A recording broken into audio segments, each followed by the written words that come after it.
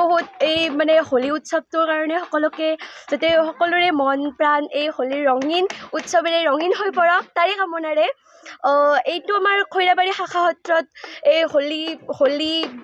হোলী উৎসৱটো বহুত মানে আনন্দ উৎসাহেৰে আমি পালন কৰিম বুলি ভাবিছোঁ। তো সকলোৰে সহযোগিতাৰে আমি হোলী গীত উদযাপন কৰিম বুলি ভাবিছোঁ। এই হোলীৰ ৰঙেৰে সকলোৰে মন প্ৰাণ ৰঙীন হৈ পৰক। আমি এই 41তম খৈৰাবাৰী শাখা সত্ৰত হোলী উদযাপন কৰিম বুলি সকলোৰে আশীৰ্বাদ বিচাৰিছোঁ। নমস্কাৰ। আমি হোলী গীত বহুদিন আগৰে পৰা আমি প্ৰচেষ্টা চলাই আছোঁ যাতে আমাৰ হোলী গীত প্ৰদৰ্শনটোত কোনো খুটি নাটি মাৰি যাতে আমি হোলী গীতটো প্ৰদৰ্শন কৰিব পাৰোঁ তাৰ বাবে প্ৰচেষ্টা চলি আছে আমাৰ। আৰু আমাৰ এই দৌল উৎসৱটো বৰপেটা আৰ্হিত 3দিনীয়া কাৰ্যসূচীৰ 41তম সংখ্যক দৌল উৎসৱ পালন কৰা হৈছে। লগতে আমাৰ আজি বন্ধ উৎসৱ আৰু পিছদিনা আমাৰ মানে নাগাৰা নাম প্ৰতিযোগিতা আছে, লগতে নাচ গান আছে আৰু হোলী গীত প্ৰদৰ্শন আছে। আৰু তাৰ পিছদিনা হেক্টা খুৱাব যাব, লগতে আমাৰ বাঁহ ভঙা প্ৰক্ৰিয়া আছে। এনেকৈ আমাৰ কুমাৰীকটাৰ খৈৰাবাৰী শাখা সত্ৰত দৌল উৎসৱটো এনেদৰে পালন কৰা হয়। লগতে আমাৰ ৰাইজৰ সকলোৰে সহায় সহযোগিতাত এইখিনি আমাৰ উৎসৱটো পালন কৰা হৈছে।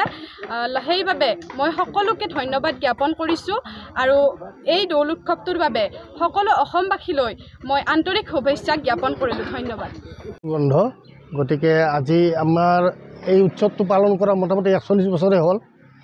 গতিকে আমাৰ এইখিনিৰ যিখিনি আমাৰ ৰাইজ আছে, ৰাইজখিনি বহুত এই দৌল উৎসৱটো বহুত অপেক্ষা কৰি থাকে তাৰমানে।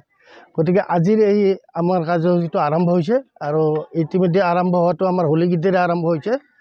নানান দল আহিছে আমাৰ ইয়াতে, আহি হোলী গীত প্ৰদৰ্শন কৰি আছে। আৰু আমি গধূলি তাৰমানে আমাৰ থাকিব গোঁসাই ঘূৰাটো থাকিব। গোঁসাই ঘূৰাৰ পিছত আমাৰ কাৰ্যসূচী আজিৰ কাৰণে আতচবাজীও থাকিব, আতচবাজী প্ৰদৰ্শন হ'ব। গতিকে আমাৰ পৰম্পৰা হিচাপে ধৰকচোন আমাৰ যেনে কৰি বৰপেটাৰ আমাৰ পৰম্পৰা আৰ্হিতে আমাৰ চলি আছে দৌল উৎসৱটো। গতিকে ঠিক এনেধৰণে আমি পালন কৰি যাই আছোঁ। এইখিনিয়ে আজি আমাৰ বন্ধৰ দিন। গতিকে আজি আমাৰ ৰাতিপুৱাৰ পৰা কাৰ্যসূচী চলি আছে আৰু আজি বৰ্তমান আমাৰ হোলী গীত চলি আছে, পৰিৱেশন হৈ আছে। নানান দল আছে, আতচবাজী আছে, গোঁসাই ঘূৰোৱা। গতিকে এইখিনি কৰি আজিৰ কাৰ্যসূচী তাৰমানে আমাৰ ইমানতে অন্ত হ'ব। ৰাতিপুৱা আমাৰ 10 বজাত তাৰমানে গোঁসাই ঘূৰোৱা হ'ব।